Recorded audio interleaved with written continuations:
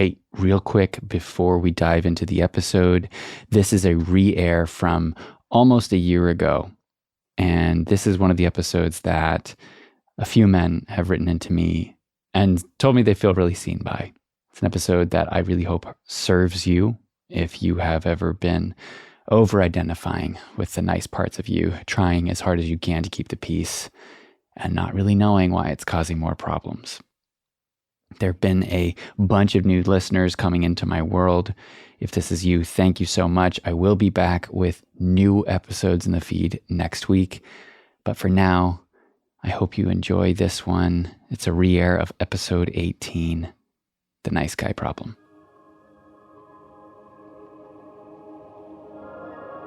Today on the podcast, I want to talk about a phase of growth that took me a long time and a lot of work to really embrace. And I want to talk about how doing this work specifically is probably the reason my relationship has been able to evolve past a phase that for a lot of couples leads to breakups and divorce. In this episode, we're going to talk about the niceness trap that many, many men today are struggling with. We're going to give some background as to why this might be happening, why it tends to kill so many relationships, and what to do about it if you recognize that this is a pattern in your own life and relationships too. This is a really important episode, and one that might save you from making the mistakes that I and so many other men like me have made in an intimate relationship. And also, this episode might help you bring out the kind of magnetism and attraction inside of your relationship that is way beyond anything you might have experienced up to now. Interested? Stay with me. This is Reclaiming the Gentleman. I'm Dave Lashansky.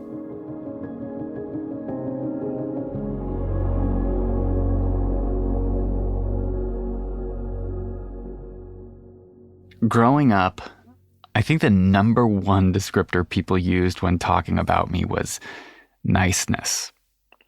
I remember a friend once told me that in a class that they were in high school, I wasn't in this class, but my name came up and I was unanimously agreed upon as the nicest guy in school. Now, I remember this for a few reasons. Partly because I love that people were talking about me in this way. It was sweet and totally unexpected. It caught me by surprise. But I also remember it because there was a part of me that wanted to scream. And back then, I couldn't really explain why. But I hated being called nice. I think that deep down, I knew niceness for what it really is. I think that deep down, I saw niceness as inauthentic, incomplete, impersonal. But really, I think I saw niceness as being conspicuously average. And now I understand what was behind that hunch, behind that dislike of being called nice. And that's because choosing to lean in and grow inside of my romantic partnership has shown me how my niceness was actually a trauma response. It was a fawning response. Because I, for almost all of my life, have used niceness as armor. Armor that protects me from harm, from judgment, from humiliation, from blame. Because if I'm such a nice guy, who'd want to bully me? Who'd want to humiliate me? If I'm seen as a nice guy by others, who would want to hold me accountable if I made a mistake? Who could say anything unkind about me? This is the logic behind this unconscious, automatic response of niceness. I often talk about this as being a people pleaser. Kind of the same thing. And in my romantic relationship, In particular, I have used niceness as a way to skew the ledger in my favor. I was conspicuously being so nice, bending over backward to always be helpful and good, so that I had something I could point to if she wanted to call me higher. I was banking as many brownie points as I possibly could, almost automatically, like a default setting in my behavior, because I was so terrified of screwing up and having to face the consequences of screwing up. And really, I was really scared of letting her down, of not being good enough. Now, some of you might be listening to this, nodding along and seeing yourself in my story or seeing your partner in this. And I think it's important to mention here that this tactic that I was using, this tactic of niceness, is one of the most common ways that men manipulate their partners. And that word manipulate might sound like a harsh one. But I want to make clear that this is not meant as a judgment. This is actually meant as a reality check. Because while there are men out there that use far more overt and harmful manipulation tools, this is one that often flies under the radar for men. And it's one that usually causes a ton of these kinds of feelings. Feelings like, I do everything and she never appreciates it. I work so hard and there's nothing I can do to win. I can never win. I'm never enough for her. Sometimes it's, she gets so mean when she's mad at me. And I think more often than most of us realize, the anger that comes through from our partners, the frustration, the impossible situations that so many men feel like they're in their partnership is the result of this nice guy thing. Now, if you're doing the nice guy performance in your relationship, I want you to see it for what it is. I want you to see it as armor. I want you to see it as armor because most likely you were raised to be this way. You learned that being nice made women feel safe, made it so women would open up around you, made you special, made you one of the good guys. Niceness absolved you of the harms that the men that came before you perpetuated. And if you're doing the nice guy performance, you're going to confront some serious problems in your most intimate relationships. Because niceness doesn't cut it in intimacy. Niceness is a way for us to pose as connected to our heart. But the problem is it doesn't hold any space for the bearer to be in his anger, in his raw, primal body, in the truest expression of his heart. Those are the things that intimacy and romantic partnership need from us. They need access beyond that armor. And to do that, you need to learn to meet the child that is holding that shield of niceness. And you need to learn how to show that child how to hold his boundaries, how to live in a world of imperfect people who'll take advantage of your niceness, who might even harm you for your niceness. This is actually how I woke up to all the ways that being nice was affecting my relationship. Now, there were a series of moments where, with my fiancée, Vanna, I defaulted to niceness and encounters in the world, and in the process let her and us be run over. I let her get hurt. I let myself get taken advantage of.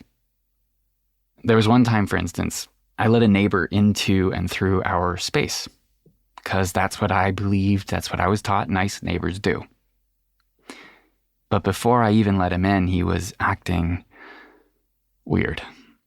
He was being insulting and cagey. It was hard to really understand where he was coming from or why he was talking to us, and neither of us really liked this guy. And we definitely didn't want him anywhere near us or our business, but out of my default setting of niceness, I let him tour the place. And afterward, we both felt really violated and insulted and uncomfortable. And I realized with so much shame in that moment how I'd completely checked out of my body from start to finish in that encounter. And I realized that I was so concerned with being considered to be a nice neighbor that I didn't think about the impact it would have on Vana. And I didn't think about how I would feel having let this person be near me, be able to talk to me in this way.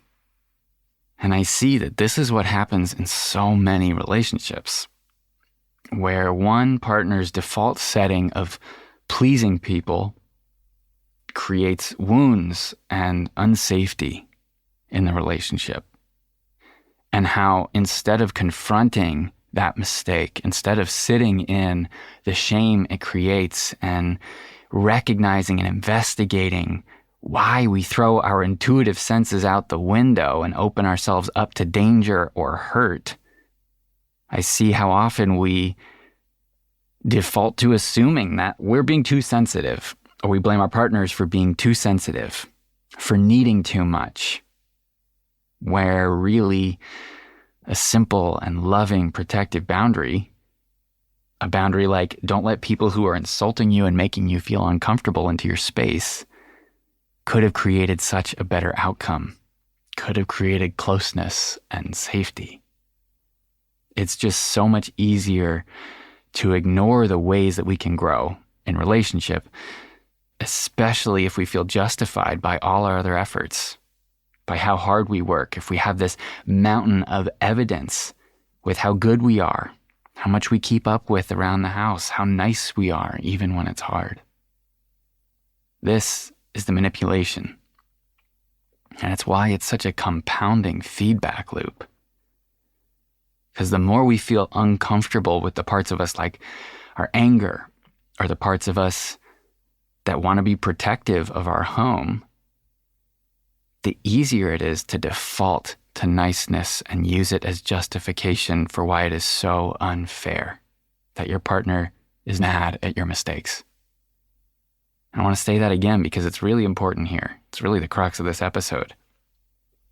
The more uncomfortable you are with your anger or your protective instincts, the easier it is to default to niceness and use it as a justification for why your partner doesn't deserve to be mad at your mistakes.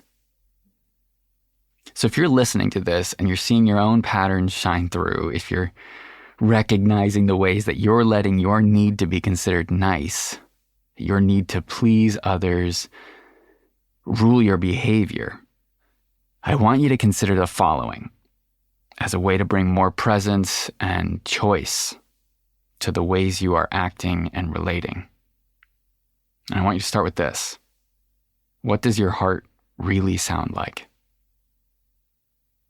We often convince ourselves that niceness is a heart-forward way of being, but it's actually a protective way of being. Niceness starts and ends in our head. It's an adaptive trauma response. It is not an authentic expression of who we are, of our kindness. So what would that authentic expression be? There is such a distinction between niceness and kindness, just in those words and all the connotations around them. There's even this built-in distinction for us, because we have an expression that conveys kindness's connection to the heart, right? Kind-hearted. There's no nice-hearted. It's not a thing. So think about this. How would the kind-hearted version of you respond differently than the one who's concerned with being seen as nice? And here's another inquiry. What are the things that your niceness finds unacceptable in yourself and in others? What are the ways of being that you consider out of line or inappropriate? This is important because niceness often also comes with a lot of projection, where what we deem to be unacceptable in ourselves, in our behavior, we start to judge in others. And these projections usually don't come out overtly, but often they show up as contemptuousness or holding ourselves above others as holier than thou. Sometimes it comes out as just being super self-abusive if we sense even the slightest hint of that kind of excess presence that can't be deemed as nice in the ways we've been acting. And this pattern of projection harms the people closest to us as much as it does ourselves. And that's especially true in romantic relationships. So don't skimp here. What kinds of ways of being are unacceptable to your people-pleasing self? What's unacceptable to you? Is it self-admiration? Confidence? Maybe it's terseness or stern words. Is it honesty that has some bite to it? Maybe it's cutting off a conversation with a neighbor who's walking all over you. And the point here is that whatever shows up for you is valuable information. Some of what is going to be unacceptable to your nice guy persona is going to be part of your authentic self-expression. It's going to need to be reclaimed by you. Niceness for me often looked like humility. I've talked about this in the podcast. It was a humility that made no space for me to be good or talented or of high caliber at almost anything. It looked like me casting myself as having zero meaningful needs, and therefore no discernible self or presence. Your authenticity starts at the edges of your niceness, at the places where you take up some space, where you deign to exist without the need for brevity and without scooching over to make room for someone else. Find those edges and nurture them like crazy. Become the kind-hearted human you were born to be, and let those fires burn away the walls that your niceness has built around your heart. Thank you for tuning in to this episode of Reclaiming the Gentle Man. If you are wanting to connect more deeply with me or my work, keep following this podcast. You can also sign up for my upcoming workshop called The Map to Pain-Free Conflict. You can learn more about that workshop at my website, davelashansky.com. I would love to see you there. Get on the email list and you'll be notified of all the new upcoming stuff, a lot of it free. Thank you for listening. Wherever this finds you, wishing you a beautiful day or night. I'll be back in a week.